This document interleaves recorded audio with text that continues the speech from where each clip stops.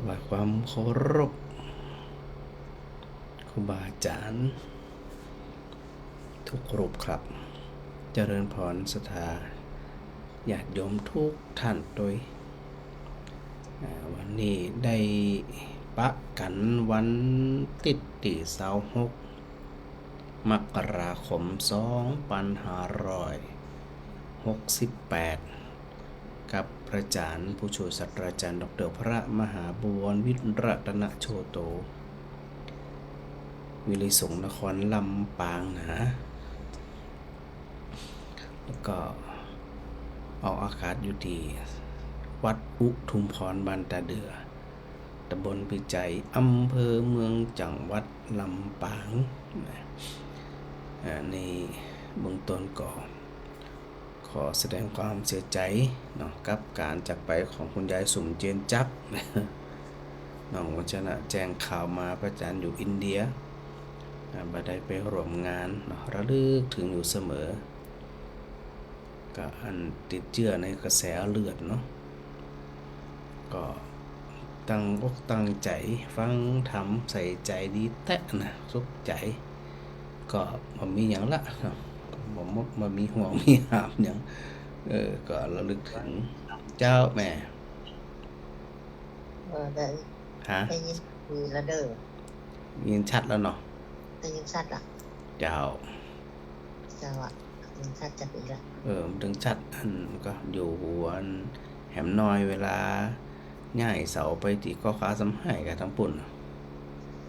จะได้มันจะชัดกว่าเก่านะกะมันสูงมันบ่สูงนะมันใกล้แหมน้อยมันใกล้บ้านเฮาไปเจ้า จะไปตั้งตีอันห่างชัดก็ขาเจ้ามันไกลแหมน้อยหนึ่งมันดังโซๆซ่าๆหรอกก็หวังว่าเป็นเช่นนั้นหวังว่าเป็นเช่นนั้นบ่ดังสุดๆซ่าๆอย่างนี้กะหนาวทำป่ะบ่หนาวแล้วหนาวเนาะเจ้าหมอกเหมาะเนี่ยไอ้ดอกหมอกเย็นสบายนี่กะพอดีเนี่ย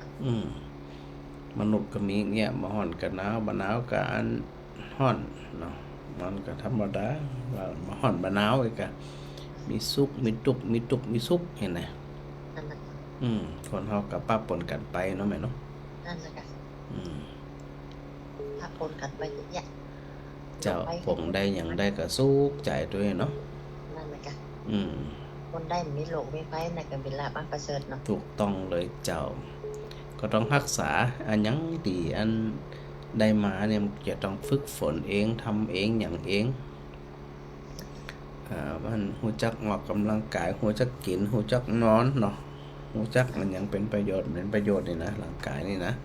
เราต้องรักษาตัวเขากันเจ้าเป็นเบื้องต้นเลยการดูแลตัวเก่านี่เป็นเบื้องต้นพอป่วยแอบเงียบมาไม่ใครพอไปได้แล้วเนาะเป็นไรอยู่2 คนเป็นลูกเนาะอยู่2 คนเป็นลูกเนาะเจ้าก็เป็นอย่างก็อันก็จุ่มใจไปสุขใจสบายใจไปเนอะเจ้าสาธุเจ้ากี่อันแม่บุญหนักโทรมาแป๊บโทรมาใหม่คิดว่ามันน่าจะดีแล้วนะว่าดีเดี๋ยวคิดว่ามันน่าจะดีแล้วเพราะว่าจะไปปรับเวลาสถาโทรเข้ามาเนี่ยมันนั้นติดทันทีเนี่ยเจ้านมัสการเจ้าพระอาจารย์เจ้าไปเกินเลยยังไม่ถึงคำเดียวตะกี้พระอาจารย์พูดถึงแม่ยายจุ่มเซนยายสุ่มยายสุ่มเจนจักมันเสียชีวิตอ๋อเสียใจตัวน้องวันชนะอันวันชนะส่งข่าวเจอพระอาจารย์นั้นก็ไปงานไปเตะเป็นอย่างเนี่ยแต่ว่าพระอาจารย์อยู่อินเดียเขาระลึกถึงเปิ้นอยู่แม่นเนาะโอ้ย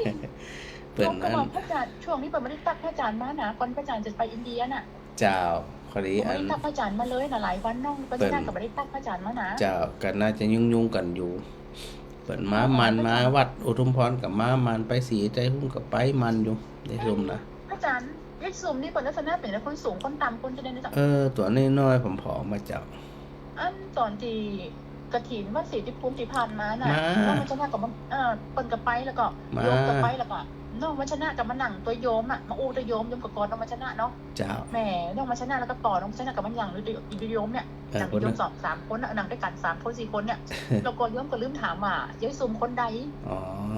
เพราะว่ามีตาแห่งคนหนึ่งมาเนาะ เจ้าแม่นน่ะบ่ คน มา นั่ง ด้วยกัน โอ้คนบ้านหนองลายคนมากันเป็นหมู่ เป็นคณะ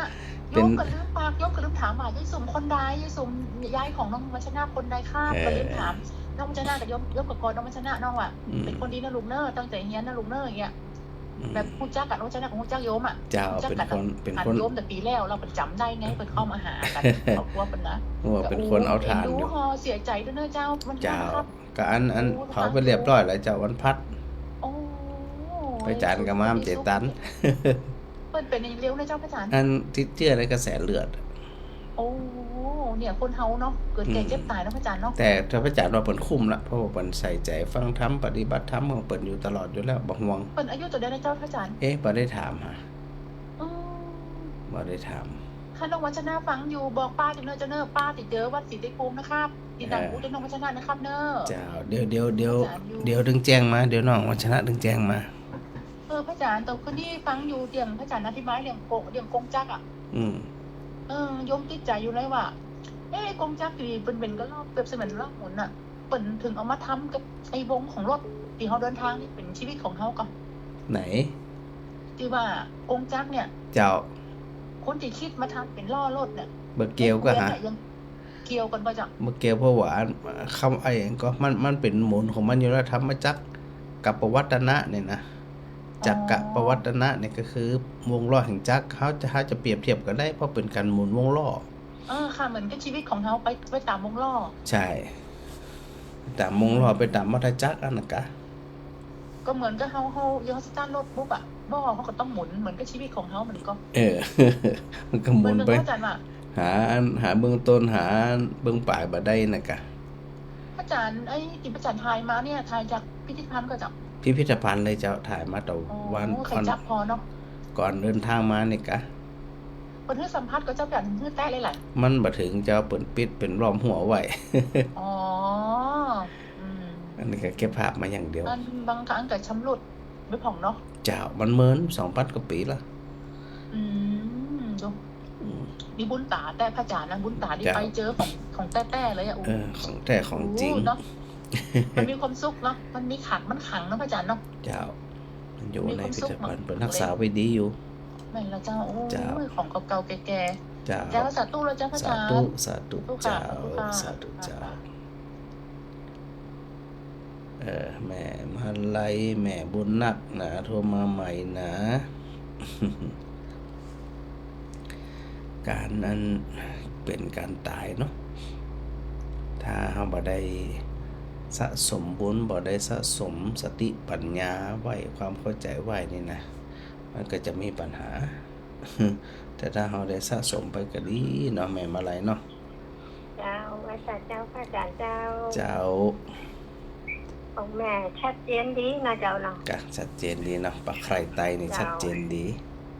เจ้า อืม เมื่อกี้แม่ก็นั่งฟังนอนฟังได้แล้วพระอาจารย์เจ้า ก็ดีก็สุขใจ ได้ใจดี อืม ไม่นั่งใครหัวใส่กันพระอาจารย์ที่เพิ่นเป็นคู่กันกับที่จ้อยนะ อ๋อ ที่ละอย่างก็ที่เพิ่นจ้อยใส่กันนะพระอาจารย์ เสน่ห์กะหลงแหละ เสน่ห์กะหลงแม่จะเติมชื่อเพิ่น จ้ะ กะโลกเนี่ยเพิ่นว่า4หมู่2น้องหมู่1คนซึ้งๆหมู่5หมู่4หมู่5นะแต่ก็ใส่หัวเพิ่นเดียวน่ะวันนี้นะพระอาจารย์ เจ้า ก็เขาจะ คิดไปได้มันก็เมื่อวานเนาะมันไม่หยังเนาะพระอาจารย์เนาะ มันมีหยังมันก็มีหยังมาคล้องแวะมีหยังจิตใจเศร้าหมองก็ถึงสุขใจ สุขใจไปมันแบบนึงนะเจ้า คนเฮามี เว หยั ลาง แม่วันมาเขาก็ฟังเพลงลุงโบกับน้องบ่ตองเฮียน่ะเจ้า เจ้า แม่ทำมากับฟังธรรมะกุศลกุโอ้แม่อ่านหนังสือด้วยกองสือสวดมนต์ที่พระอาจารย์เอานะคะ เจ้าดีละหลายคนที่ได้ไปก็เดี๋ยววันพระนี่ก็วันใดสวดมนต์ไหว้พระกัน อ๋อ ปั๊บไปตามนั้นน่ะเนาะ เจ้า เจ้าเจ้าสา คน ธุ ทุกดีนะพระอาจารย์เนาะ เจ้าสาธุเด้ เจ้า อแม่มา สา ได้ ธุเจ้าพระอาจารย์เจ้า สาธุ สาธุเจ้า เจ้า สาธุเจ้า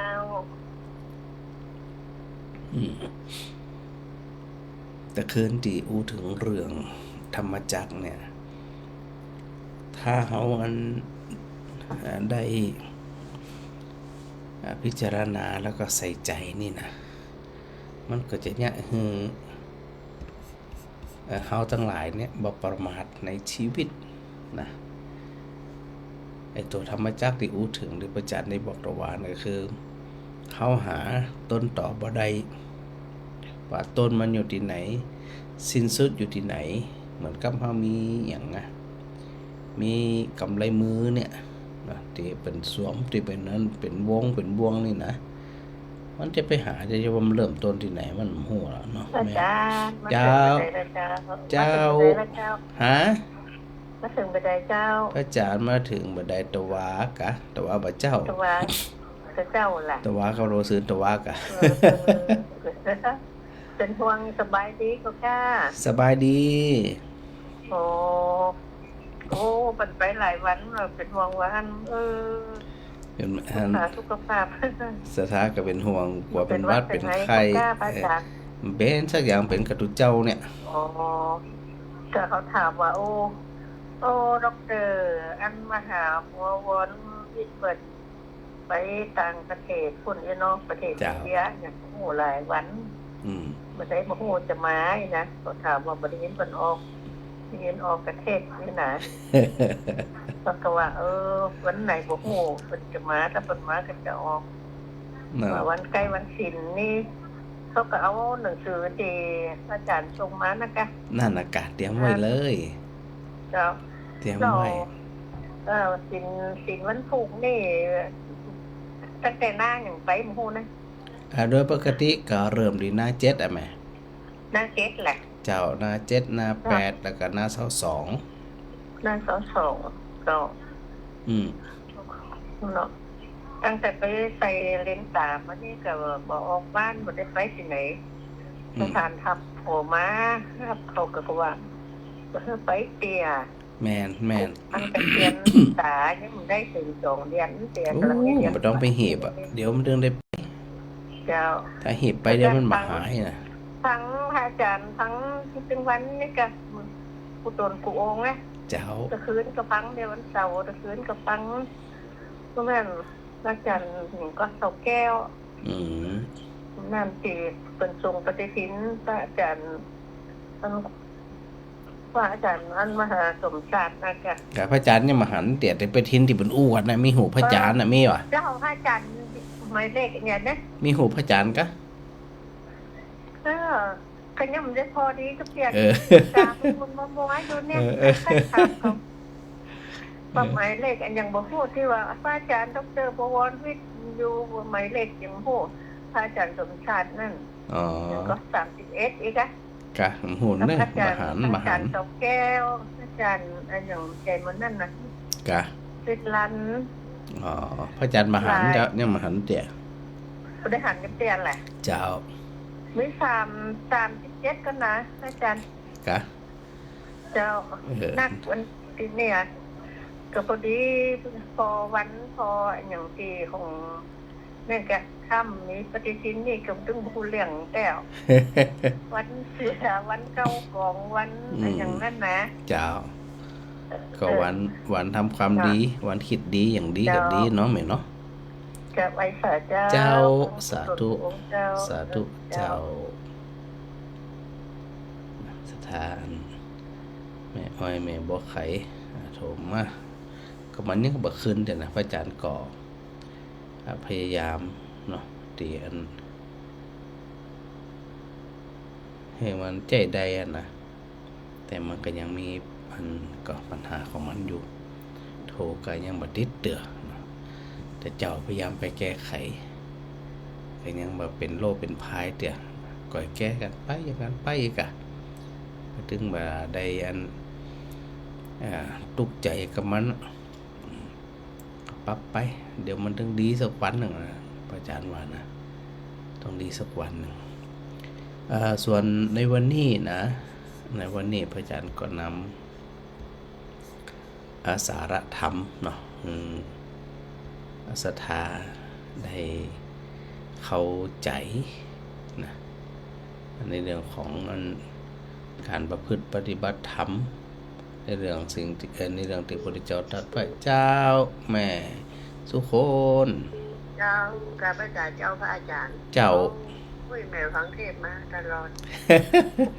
ฟังมาถามก็ไม่ออกถามหรอกพูดเรื่องกระฝนตกไงวะเพราะฝนเนี่ยมันตกมามีฝนยังชักยังหนาวในใจนี่แบบนี้อ่ะแล้วฟังมาตลอดเป็นเทศมันกระมวลอยู่ฟังว่าอาจารย์ให้หัวเนาะ บางที จับอย่างพระที่แล้วพระรูปพระอาจารย์ที่มีนะเจ้า น่ะก็ถึงหวานนั่นน่ะ บะหมี่เจ้าไหนพมดมีขายมหาลูกประโดนอย่างนั้นน่ะ กะเขาบ่ได้หูพระอาจารย์ไปใส่อีก มีเจ้านั่นเตอะนั่นเตอะ ร่วมกันมี37น่ะนะ กะอันก็จะต้องเอาอันตัดหูพระอาจารย์เติ้นเมินไปใส่ติดเต็มเลยจะนั่นน่ะเจ้าเป็นหยังเจ้าเป็นหยังเจ้าเป็นวัดเป็นไอ้เป็นไข้เป็นเมื่อยอย่างนั้นเนาะยังเป็นแข็งแรงดีขนาดเจ้าสาธุแม่สุคนสาธุสาธุเจ้าสาธุเจ้าที่อันในอูตะกีเนาะนึกถึงสิ่งที่พระพุทธองค์ได้ตรัสไว้นะซึ่งเรื่องราวเนี่ยปรากฏอยู่ในอันทัศกนิบาตอังคุตรนิกายพระไตรปิฎกเล่มที่24นะเดี๋ยวช่วงแรกครับก่อนแม่บัวไข่จ้าพระอาจารย์เจ้าฟังอยู่กะโอ้ยแม่คำฝันจิตเป็นจิตเตี่ยเต้าเตี่ยเต็มขึ้นนี่มันบ่ขึ้นน่ะแม่บัวไข่เดี๋ยวตัวปอคือพระอาจารย์เลยแม่เป็นเนื้อตึ้งบอกเต็กไหมบอกแม่คำปันเต็กไหมเต็กไหมเนี่ยเต็กจริงอ่ะเปิดเต้าเดี๋ยวมานึ่งเข้าสักเตี่ยนึงคนโทรมาหาเดียวนี่กะเจ้าเสียเลยกะตึ้ง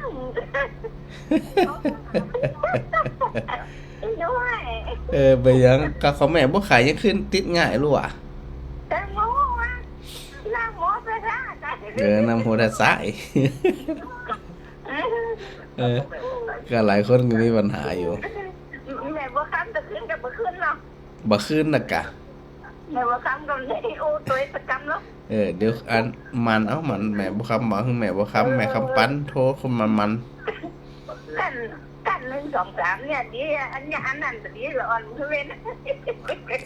อันก็กันขึ้นหุงเลยกะเฮายำไปเอาไปดูหยาน่ะอาจารย์กันเอากะขึ้นหุงนั่นเด้อเอาคือพอ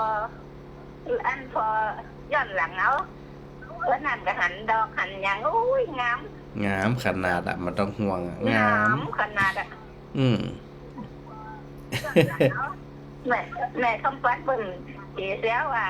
สิมาโทรมาจ้างแก่ๆเพิ่นไปจังมันก็ขายมันเดี๋ยวจะไปสักวันกันเด้อเดี๋ยวเด้อสิมาทั้งโทรมาจ้างให้เดี๋ยวใส่พันคนต้นน่ะเดี๋ยวบอกมันท่านสมฤทธิ์เด้อดิไปหาจันเพนสักมื้อก่อนป้ากันทาทุกปอยมันเด้อเดี๋ยวป้าตาสปอยได้เจ้าสาธุ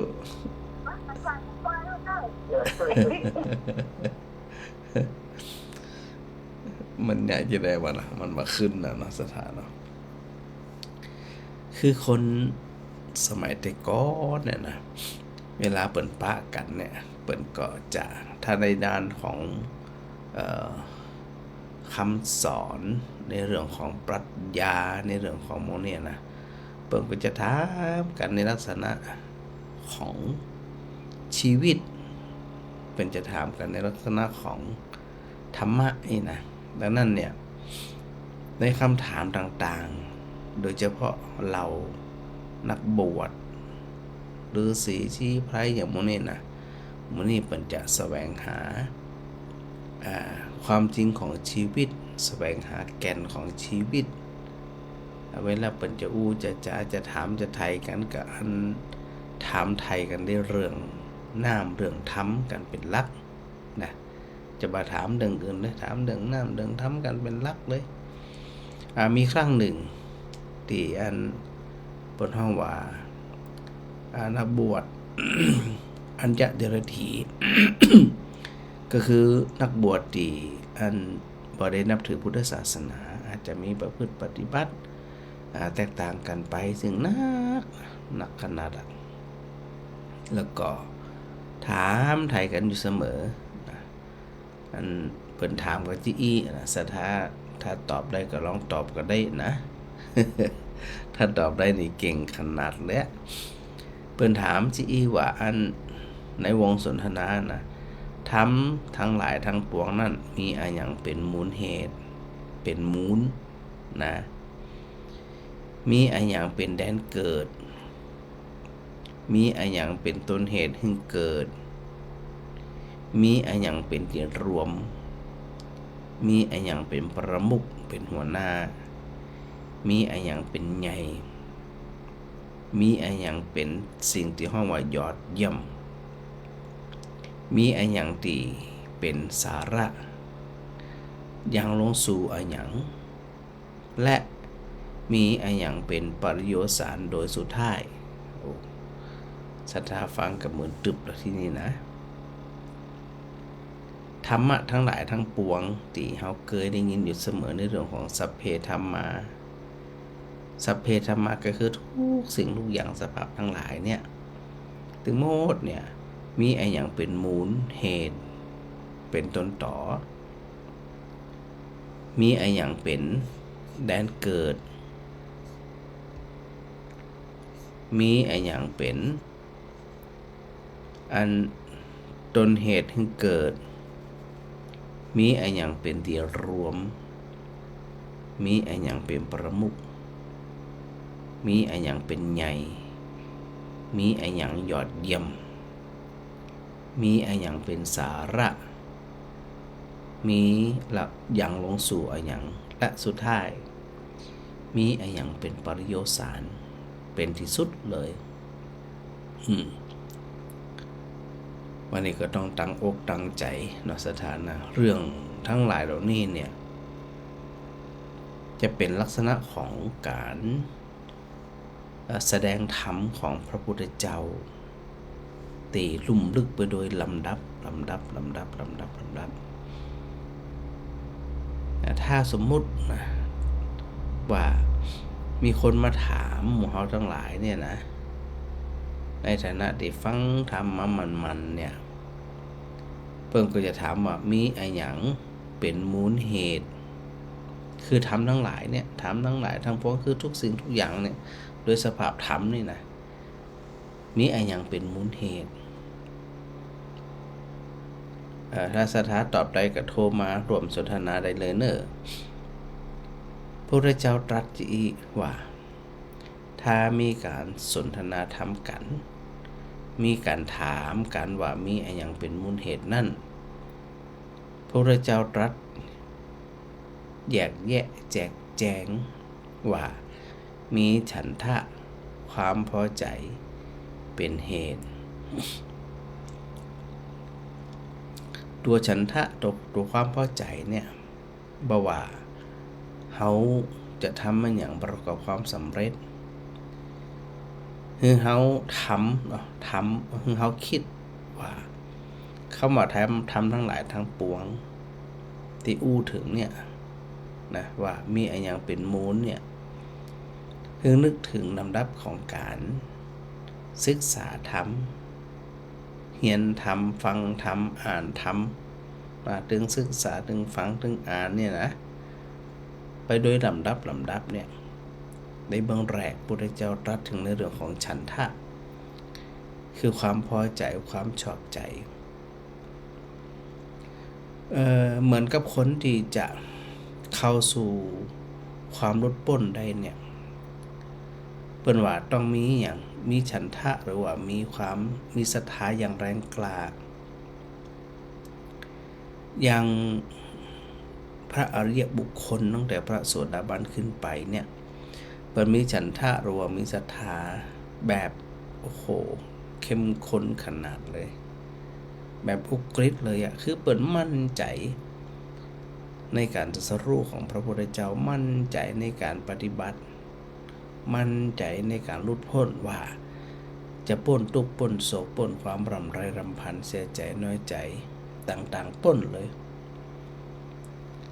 แล้วเวลาเปิ้นประพฤติปฏิบัติเปิ้นบ่มีข้อแม่บ่มีข้ออ้าง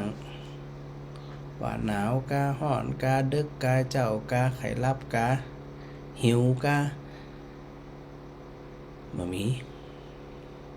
เขาจะได้ยินอยู่เสมอว่าพุทธบริษัทที่เปิ้นมีความแน่วแน่มั่นคงนั่นน่ะทุกครั้งที่เปิ้นกราบบ่ว่าจะเป็นการกราบเบญจคประดิษฐ์บ่ว่าจะเป็นการกราบอัฏฐังคประดิษฐ์ที่พระทิเบตเปิ้นได้กราบกันเนี่ยนั่นแสดงว่า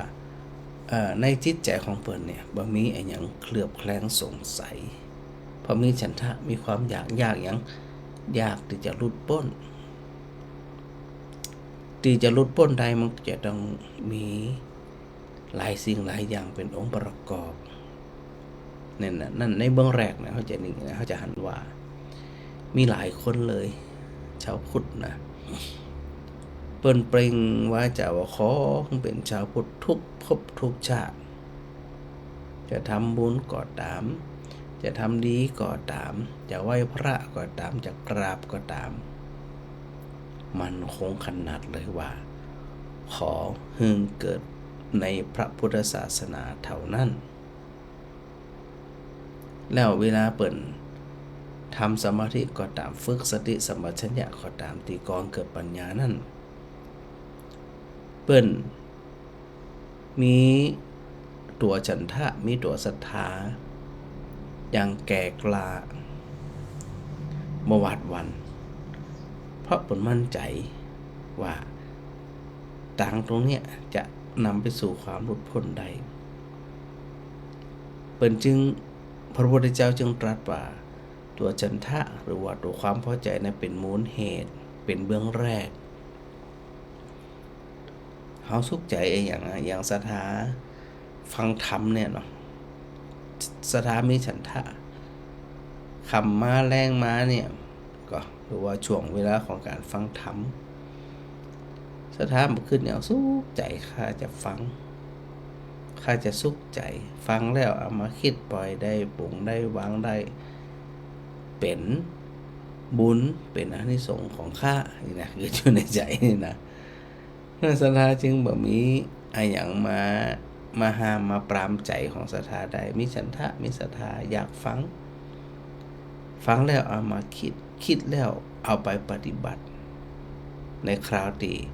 มีอารมณ์ต่างหลายเข้ามากระทบจะไปลืมนะ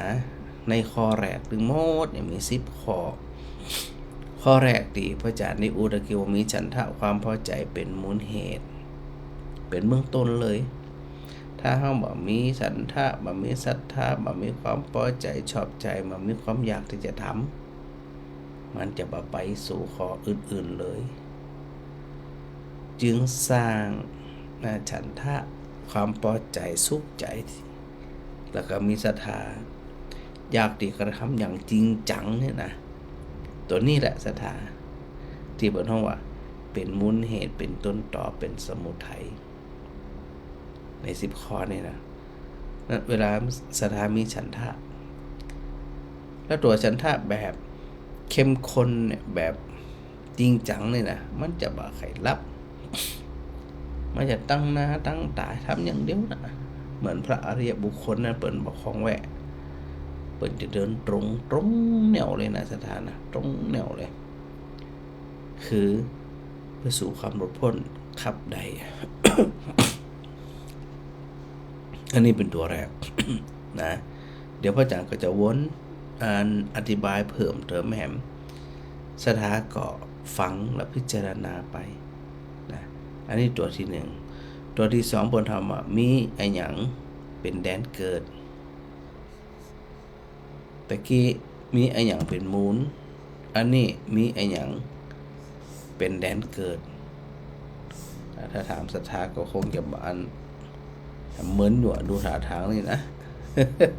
แต่ศรัทธาจะคิดอยู่ในใจนะพระอาจารย์อธิบายพี่หากะนี่ถามมานะ เดี๋ยวอาจารย์ว่าบางทีอันถามไปศรัทธาก็ลืมไปเนี่ยอันนี้มันเป็นอย่างลืมก็ลืมเนาะศรัทธาเนาะลืมก็จังมันนะอันยังเป็นแดนเกิดบนห้องว่าโยนิโสมนสิการกระทำไว้ในใจโดยอุบายอันแยบคายตัวโยนิโสมนสิการเป็นแดนเกิดตะกี้เนี่ยมีฉันทะมีความอยากเป็นต้นต่อส่วนแดนเกิดนั่นทำไว้ในใจเขาจะพิจารณาไตรตรองอันยังก็ตามพิจารณาหัวข้อธรรมใดหัวข้อธรรมหนึ่งพิจารณาไปชัดๆเลยคำว่าโยนิโสนะมนสิการเนี่ยแปลว่าอย่างแปลว่าการกระทำไว้ในใจโดยไปเห็นต้นตออย่างชัดเจนโยนิคือแหล่งเกิดดีมานะถ้าเขาเฟ้นทำแต่เนาะเฟ้นทำแต่ไปจนกระทั่งถึงเรื่องอย่างนะเขามีความบ่สบายใจเขามีความบ่ชอบใจไผคนใดคนหนึ่งซึ่งอาจจะบ่เคยรู้จักกันบ่เคยรู้จักบ่เคยปะบ่เคยปบแต่ช่วงจังหวะมันมาปะกันพอดีอาจจะตั้งใจทำบ่ตั้งใจทำเจตนาหรือบ่เจตนาก็บ่ฮู้แต่พอมันมีความคัดใจกันแล้วความทุกข์มันเกิดที่เฮาเพราะเฮาไปคัดใจเฮาบ่ชอบพฤติกรรมหรือการกระทำของคนนั้นๆเปิ้นว่าพึงไปใจโยนิโสมนสิการคือระลึกถึงสิ่งที่มันเกิดขึ้นขณะนี้ว่ามันเป็นความบ่สบายใจงุดงิดใจรำคาญใจมันรู้สึกว่ามีความรังเกียจเผลอๆเนี่ยความอาฆาตพยาบาทเกิดขึ้น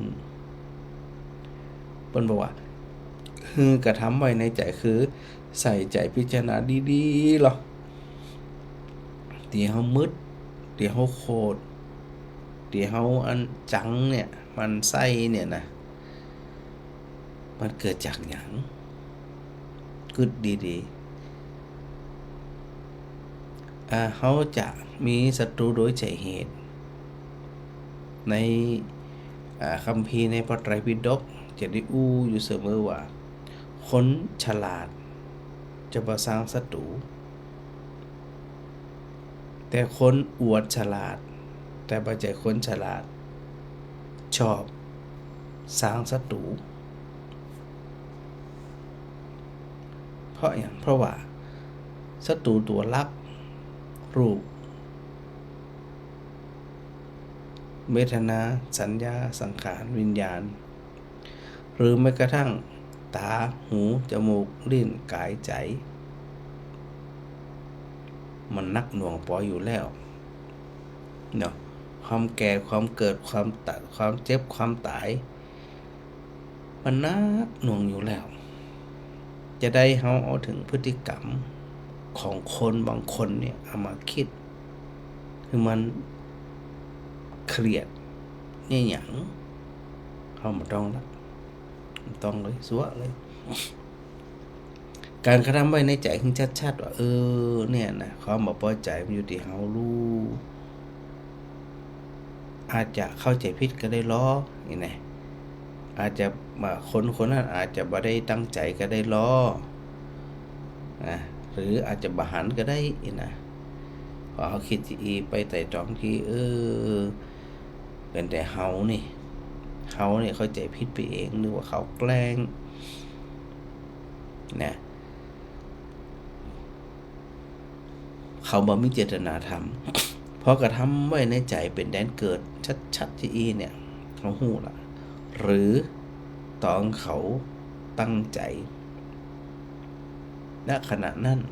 เนาะเขาจะไปลืมว่าคนบางคนมันปะกันเพียงแค่ครั้งเดียวในจากนี้ในจากปะกันแวบเดียวก็สร้างความบ่พอใจกันได้แต่ถ้าหากว่าเขาไปคิด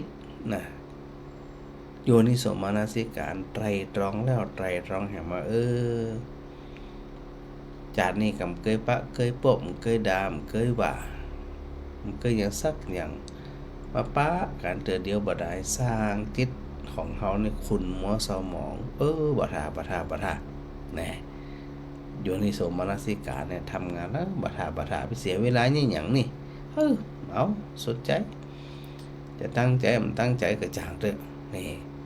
ถ้าหากว่าเขาอันกระทำไว้ในใจคือใส่ใจอย่างละเอียดละออนี่นะเป็นแดนเกิดของสัพเพธรรมาคือธรรมทั้งหลายเหล่านั้นอันนี้เราจะต้องใจตัวโยนิโสมนสิการละนะและปัญถามแหมว่าไอ้หยังเป็นต้นเหตุถึงเกิดนะสถาอาจจะฟังไปงงไปนะจังมันงงก็จังมันนะมีผัสสะความกระทบเป็นต้นเหตุนะสถานะผัสสะเนาะตาไปเห็นรูปหูไปยินเสียงจมูกไปได้กลิ่นลิ้นไปสัมผัสกับรสกายไปสัมผัสกับสิ่งที่ผัสสะที่เป็นสัมผัสขึ้น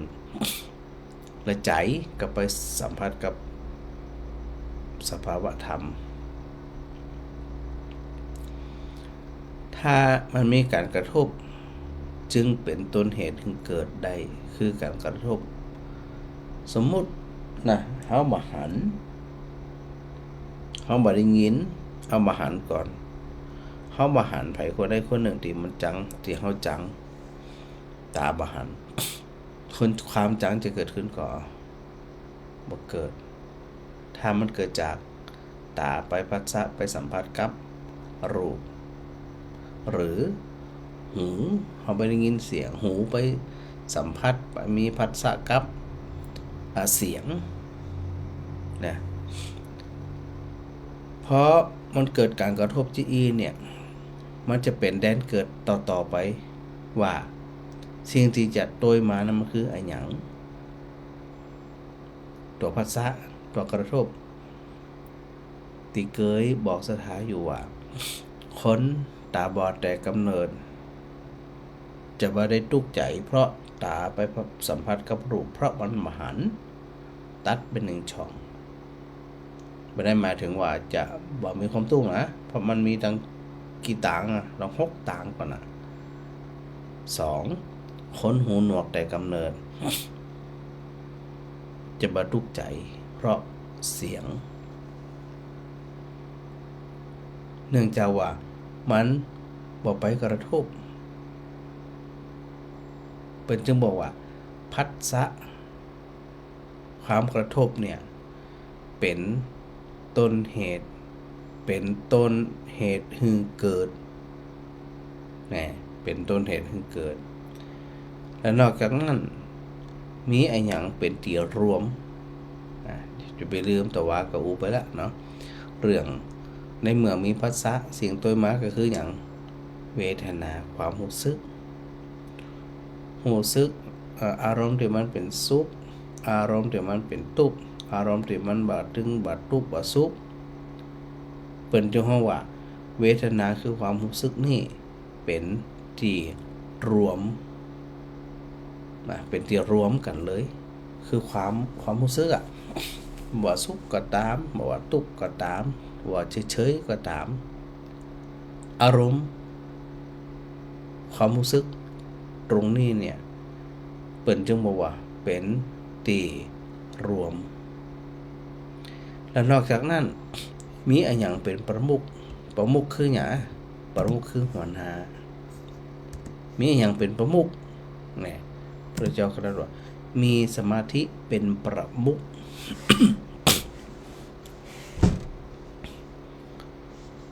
สมาธิในที่นี้หมายถึงตัวสัมมาสมาธิคือมีจิตใจแนบนั้นมันคงที่พระอาจารย์ว่าตะกี้ว่าบางคนเนี่ยอธิษฐานจิตแน่วแน่เลยว่า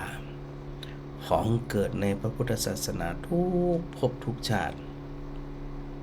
ของเกิดในพระศาสนาทุกภพทุกชาติมีสมาธิแน่วแน่มันคงบ่วอกแวกคิดจะเนี่ยอย่างก็เนี่ยคิดจะกำหนดลมหายใจก็กำหนดลมหายใจคิดจะกำหนดอิริยาบถนอนก็กำหนดเห็นเขาจะคิดอย่างจะได้กระจ่างเติบตัวสมาธิที่มันแนบมันอยู่กับ สิ่งที่มันเป็นบุญ สิ่งที่มันเป็นกุศลตัวสมาธินี่ถือว่าเป็นประมุขเป็นหัวหน้าจะเป็นลูกน้องนั่นแสดงว่า เวลาเราฝึกการเมื่อความตุกเขาครอบคำใดเนี่ยสมาธิต้องนิ่งต้องเงียบต้องมั่นคงเพราะสมาธินั่นเป็นหัวหน้าเป็นประมุขนี่สถานะเป็นตึงหัวหน้าเป็นประมุขถ้าบ่มีสมาธิมันก็แตกพะแลพะแจละใจเฮาก็ไปครับไขว่มุ่งไปไหนแต่ถ้าหากว่ามีประมุขมีหัวหน้าคอยกำกับควบคุมบังคับฮือหันฮือพิจารณาฮืออันจิตเนี่ยมันมีสมาธิแน่วแน่มั่นคงบ่วอกแวกจึงจะห้องว่าบุคคลผู้นั้นเนี่ยมีสมาธิเป็นประมุขแล้วก็มีอันยังเป็นใหญ่แฮมนี่แต่ถ้าอันบ่ต้องจำปวดหัวเล่นนั่นนะสถามามึนเล่นบ่ได้คือนี่นะมีอันยังเป็นใหญ่แต่กี้มีสมาธิเป็นประมุขเป็นหัวหน้าแล้วก็ทำทั้งหลายมีอันยังเป็นใหญ่เปิ้นห้องว่าสิ่งที่เป็นใหญ่ที่สุดก็คือสติคือความบ่ประมาทมีสติสัมปชัญญะมีความหู้ตัวทั่วพร้อม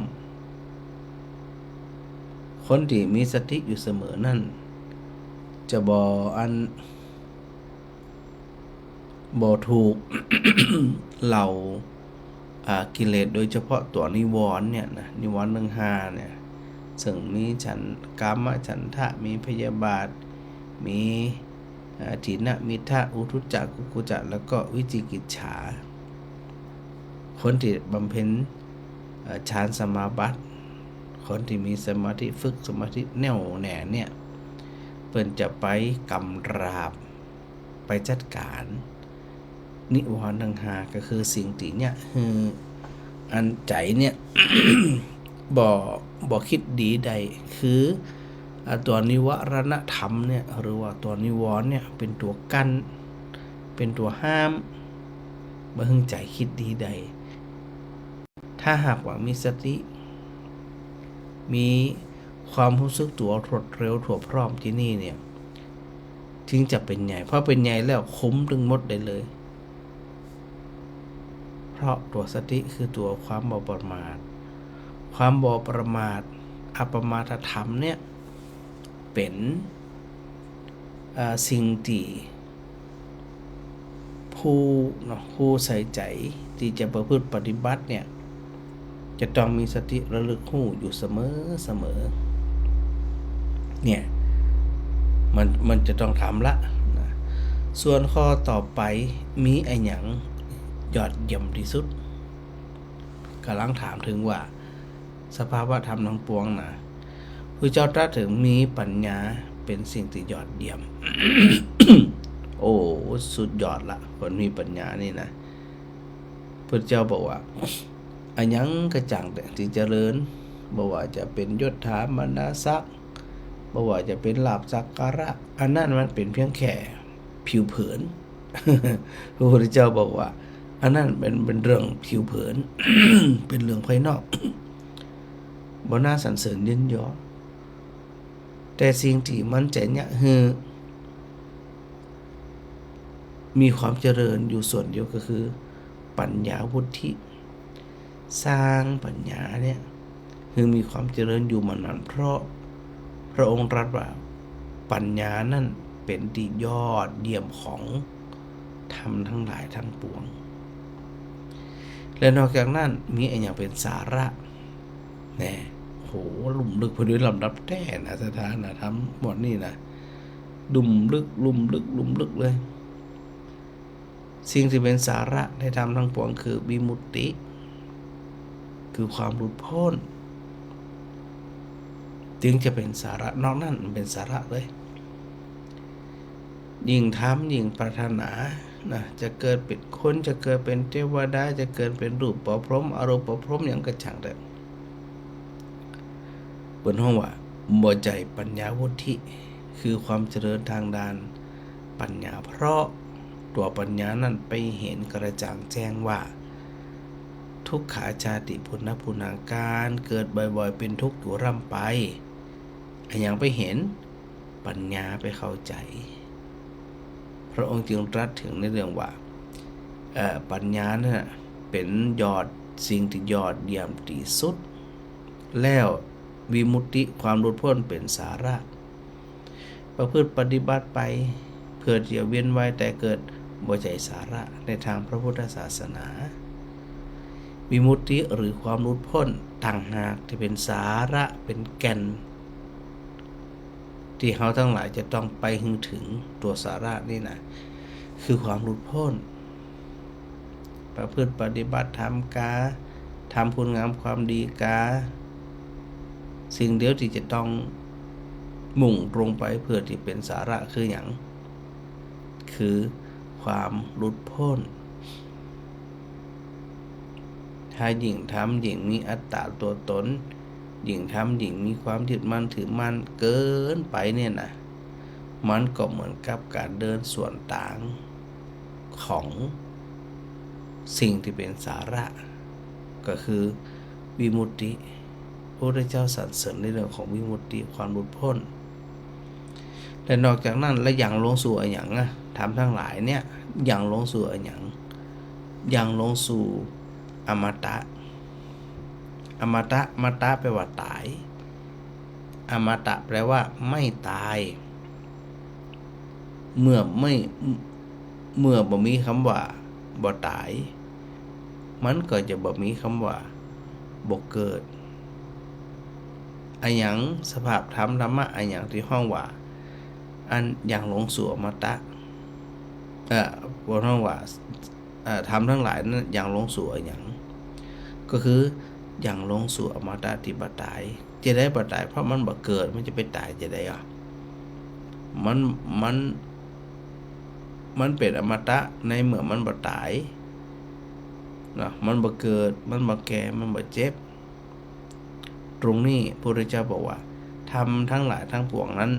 อย่างลงสู่อมตะแล้วก็สุดท้ายมีนิพพานเป็นปริโยสารคือมีพระนิพพานเป็นที่สุดละนิพพานคืออย่างการดับรอบดับสนิทดับไม่มีส่วนเหลือดับหมดเลยโดยที่สุดสภาพธรรมทั้งหลายทั้งปวงนั้นมีพระนิพพานเป็นปริโยสารนะอันนี้ก็จะไล่สถาได้ฟังได้อันพิจารณาตาโดยที่บ่ต้องไปอันกังวลในอย่างนะว่าจำได้จำมาได้บ่ต้องจำเพราะว่ามันบ่ใจไว้ที่เขาจะต้องมาจำมันเพียงแค่พิจารณาไตร่ตรองว่ามันเป็นจีอีหรือไม่กับตัวเขาเนี่ยมันเป็นจีอีกอ ที่พระพุทธเจ้าตรัสไว้ว่าธรรมทั้งหลายทั้งปวงนั้น มีฉันทะมีศรัทธามีความพอใจเป็นมูลมีโยนิโสมนสิการเป็นแดนเกิดมีผัสสะคือการกระทบเป็นต้นเหตุให้เกิดมีเวทนาคือความรู้สึกในอารมณ์ที่มันเป็นสุข ความรู้สึกในอารมณ์ที่มันเป็นทุกข์ความรู้สึกที่มันทั้งไม่ทุกข์ไม่สุขเป็นที่รวมนะนั้นเวทนาจึงเป็นที่รวมแล้วมีอะไรเป็นประมุขแล้วก็มีสมาธิเป็นประมุขแน่วแน่มั่นคงมีสติเป็นใหญ่มีปัญญาเป็นยอดเยี่ยม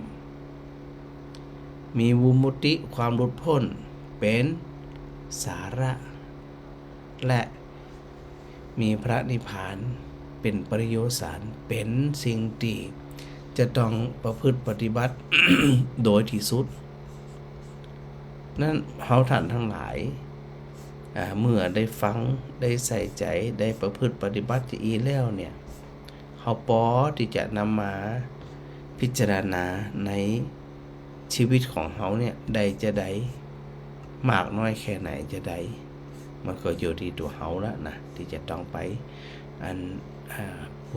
ประพฤติปฏิบัติกันเนาะโยมคำสุขโยทินนะนมัสการพระอาจารย์เจ้าแม่สมสอนเป็นจะได้ผ่องเนาะแม่สมสอน แม่สมสอนยศเสนาสาธุสาธุพระอาจารย์มาโยมประณีกราบนมัสการหลวงพ่อเจ้าข้านะสาธุด้วยนะโยมประณีนะ ได้ทักทายพระอาจารย์มาสาธุด้วยหลายคนที่ฟังมาโดยตลอดแต่ว่ามันเป็นภาษาเหนือเนาะบางทีพระอาจารย์ก็สลับบ้างนะสลับเป็นภาษาไทยกลางบ้างอะไรบ้างก็สลับกันไปนะแม่บัวทองนมัสการพระอาจารย์ฉากหลังสวยงามแหมแล้วนะ ยังสถาพอที่มันสบายอกสบายใจอันนี้นำมาจากอินเทอร์เน็ตนะไม่ได้ถ่ายเองที่ถ่ายเองนั่นมันไม่มีเวลาไปเสาะหานัก ถ่ายหูปนี่นะแม่บัวตองอินสุวรรณนมัสการพระอาจารย์ฉากหลังมีน้ำตกนะงามขนาดนะสถาหันน้ำตกเราสถาคิดถึงอย่างบ่เดี๋ยวนี้หันน้ำตกนึกถึงข้าวนึ่งฮ้อนๆ แต่ว่าน้ำตกฉากหลังงามขนาดนะแม่บ่เหงาเนาะฮะแม่มะลิการนมัสการเจ้าพระอาจารย์เจ้าอันนี้โทรกี่เตี่ยอันนี้โทร2เสียนี่เจ้า2เตือติดเลยอีเจ้าเก่งแรกเงินจ่ายจำแรกเงินจ่ายกันนิดนั่นเงินจ่ายเมื่อวาน อันนี้ชัดเจนละเจ้าชัดเจนอยู่กับชัดเจนเจ้าชัดเจนทั้งสองส่วนเลยเนาะเจ้ากราบอนุโมทนาสาธุด้วยเจ้าก็จะนำสิ่งทั้งหลายเราเนี่ยมาพิจารณากันมาสนทนาธรรมกันเนาะโยมแม่ดีขึ้นเยอะเลยเจ้าอาจารย์ย่ำมากยาดีทีนี้ปล่อยวางกันเรื่องดีว่าเขากระโทกกระเทียมนี่เขาปั๊บติดตัวเขานะพระอาจารย์พอเขาบอกเขาย่างถูกต้องมันสู้เสื่อมทุกอย่างมันยุติตัวเขาหมดอ่ะมันไม่สามารถไปยุติคนอื่นได้เลยที่พระอาจารย์เอาคำขององค์เข็ดวันพระสมณพุทธเจ้ามาบอกมาเก่าแม่ก็มาปั๊บตัวเก่าเจ้าพระอาจารย์พระพุทธเจ้านี่สรรเสริญนะสรรเสริญคนที่ระงับที่ตัวเก่าได้เอาชนะตัวเก่าได้ในพุทธเจ้าสรรเสริญที่สุดละครับนี่ล้มแม่พัฒนาที่จะพวกพระพุทธศาสนาตัดตุ้งพวกจารังสู่พานิตาแล้วเจ้าพระอาจารย์เจ้าดีละอันเฮาตั้งอกตั้งใจแน่วแน่มันคงต่างหากเนาะแต่ทำไปที่เอียนะมันต้องเจอความอุตสาหะวิริยะอย่างยิ่งยวดนะเจ้าพระอาจารย์อย่างยิ่งยวดเลยเจ้าพระอาจารย์ทำพระอาจารย์ว่านะมันมาทุกเรื่องทุกมาทุกเรื่องทุกอย่างมันดึงมาติ๊กๆมันต้องกลัวตราบใดที่ยังเกิดอยู่นี่นะความชอบใจบ่ชอบใจเนาะคนจังคนหักหลังคนบ่หักหลังนี่มันต้องมีหมดกำปูขันเต้อย่างนี้เนี่ยเดี๋ยวว่าเขาไว้ใส่ใจเนี่ยเขาเนี่ยจะตุกนะเจ้าแม่นะเขาตุกเขามาเนี่ยแต่คำพูด ตันแน่ตอนเดี๋ยวนี้พระอาจารย์ นั่นถ้าหูตันเอกจบเลย รับสบายสนใจไผ โยมแม่มีสตินะเดี๋ยวนี้เขาจะต้องมีสติอย่าไปอันนี้มันจะต้องไปนะคะอันนั้นเสีย แม่น ต้องหูความเป็นจริงก่อนนี่แหละเจ้าพระอาจารย์ เจ้าระดับมาดับที่เฮามันจะดับที่ไผได้ เจ้า เนาะ อันดับเขานั่นน่ะถูกต้องแล้วเจ้าพระอาจารย์โยมแม่โมทนาแต่ตัวเลยโยมแม่ในตัวนี้นะคะ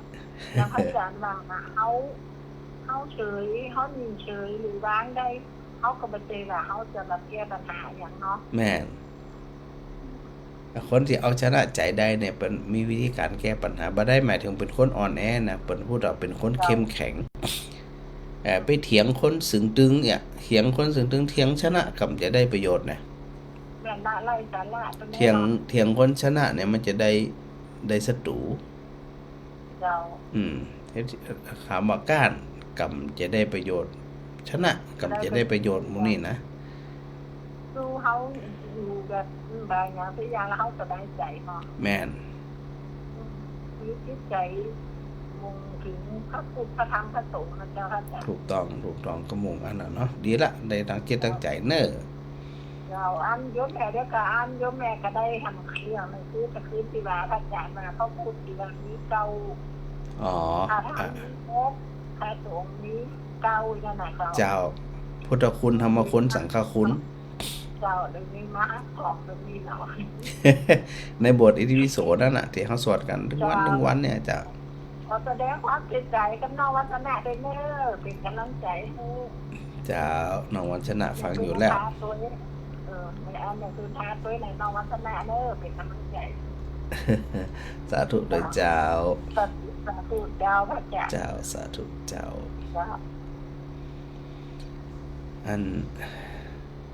แม่บัวตองนะแม่บัวตองอินสุวรรณจากลำกางามเนาะ ตะกี้อันแม่อันบัวทองเนาะดิอูตะกี้นะสาธุโดยแม่กิ่งแก้วนะแม่กิ่งแก้วแสงรุ่งกะสาธุเจ้าพระอาจารย์มา แม่กับสีขันแก้วกับไว้สาพระอาจารย์ฉากหลังสวยๆงามๆเย็นหูเย็นตานะโยมวัฒนาเนี่ยกลับถึงโคราชแล้วนะการไฟฟ้าโคราชนมัสการพระอาจารย์ครับเนี่ยสาธุสาธุด้วยไปไหว้พระที่อินเดียพร้อมกันมาสาธุด้วยนะโยมเปล่งโยมบันเทิงเปล่งใสสาธุครับมาสาธุพระอาจารย์มา แม่อัญชันวงจังเงินสาธุปอสิงการแก้วการมาสการพระอาจารย์สาธุด้วยเนอนะสาธุด้วยแม่สุนันทากาดีนะสาธุมาแล้วก็อันแสดงความเสียใจกับน้องวันชนะด้วยเนาะยอมเนตรนภาฟันตาเกี้ยวนะกับสาธุเจ้าสาธุพระอาจารย์มาเรียบร้อยแม่รำไพเอาไว้สาพระอาจารย์ฟังอยู่นะอันโยมเพนกะฟังศรีปิดานมัสการพระอาจารย์เจ้าจินตนาที่ทำมานะอันสทลูกศิษย์พระอาจารย์นี่ละจบไปเรียบร้อยนะสทบ้านแม่ทะสาธุเนอโยมสวนพบบุญอันนี้ทักทายพระอาจารย์มาสาธุนะพยายามมันปรับจิตปรับใจให้สุขใจตลอดเนอดีละอันใดดีก็ทำไปอันไหนบ่ดีก็งดเว้น โยมเมตตามือห่มสายอันนี้ก็ฟังกันตลอดนะสุขอกสุขใจนะความสุขทั้งใจเนี่ยมันต้องแสวงหาเองต้องทำเองเนาะโยมวลัยพรเนี่ยวลัยพรโฟสิทธิทรัพย์ไว้สาพระอาจารย์เจ้านะสาธุสงฆ์อันมาสเตมาตอยโยมกรอุมานะนมัสการพระอาจารย์มาจากหลังงามแต่เอ็นดูผู้บรรยายฮะ แม่คุณประณีนะแม่คุณประณีสิบพลังนมัสการพระอาจารย์สาธุโดยแม่ชุติการรอดพยานการนมัสการพระอาจารย์นี่สาธุแล้วก็อันปหลวงบุญญเดชที่ธรรมานี่ถึงอันสามีภรรยาตะกี้อันจินตภาเนี่ยเป็นภรรยาเป็นสท